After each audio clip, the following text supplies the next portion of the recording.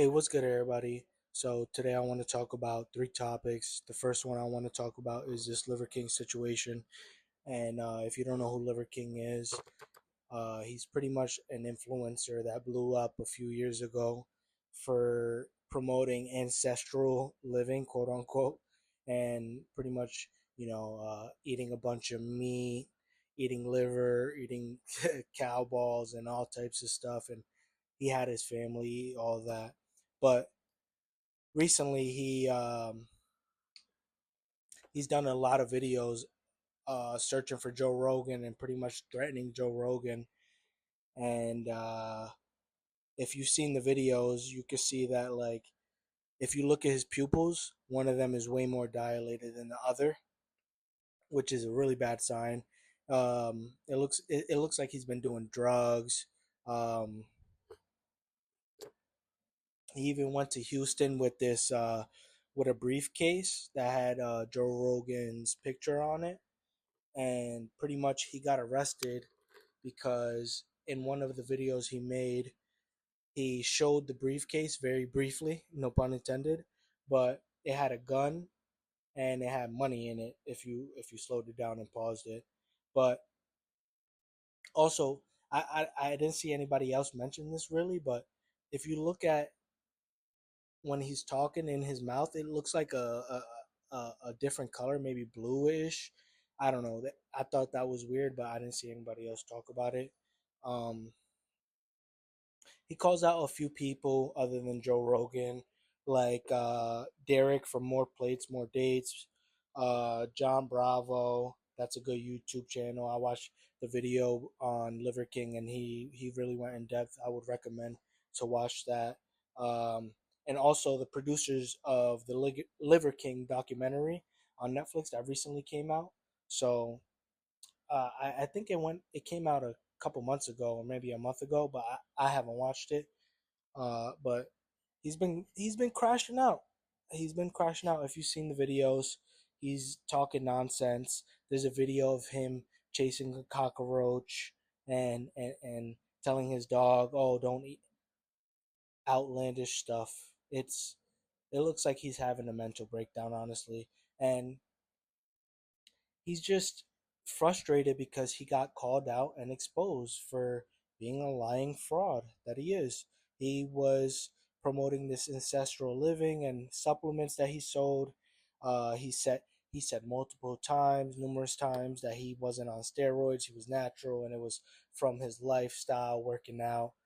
And Joe Rogan and Derek from More Plates, More Dates had a podcast a while ago.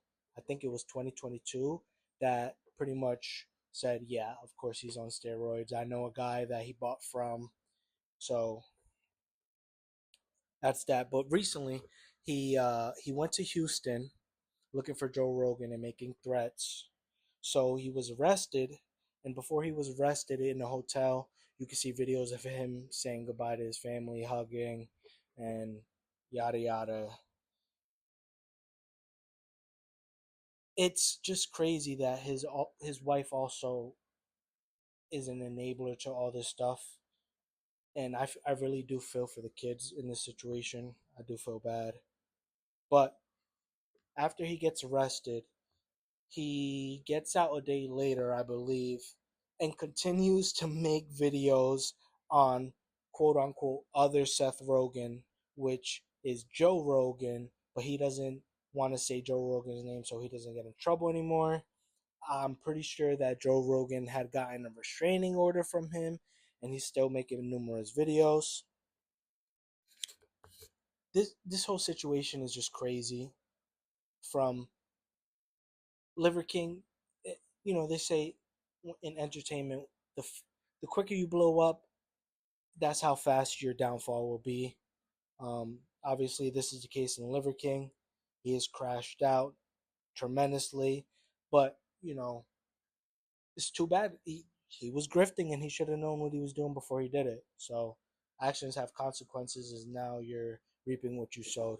So I believe he'll continue to spiral out of control if he does not get the help that he needs, or something, because or take away his social media because he's just making it worse for him and his family. And I do feel bad for the kids, not so much as the wife because she's an enabler, as I said. But that's all about.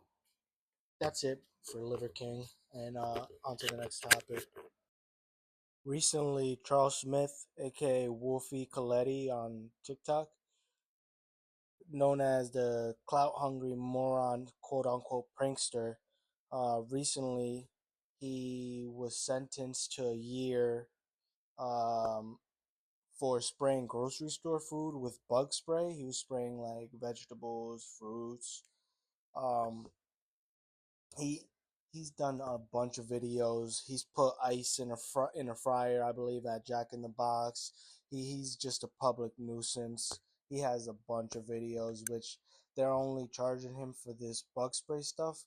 And only a year recently, uh, T- uh, what what is her name? Lily Tino on TikTok. If you know who that is, it's a male that transitioned into a woman, but recently is facing 5 years for going in a woman's bathroom in Disney in Florida and taking pictures.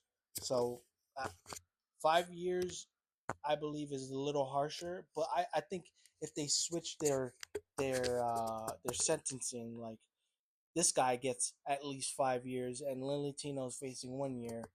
But that's beside the point. But this guy, he's a public nuisance. He's an idiot. He's also getting 3 years of probation, I believe.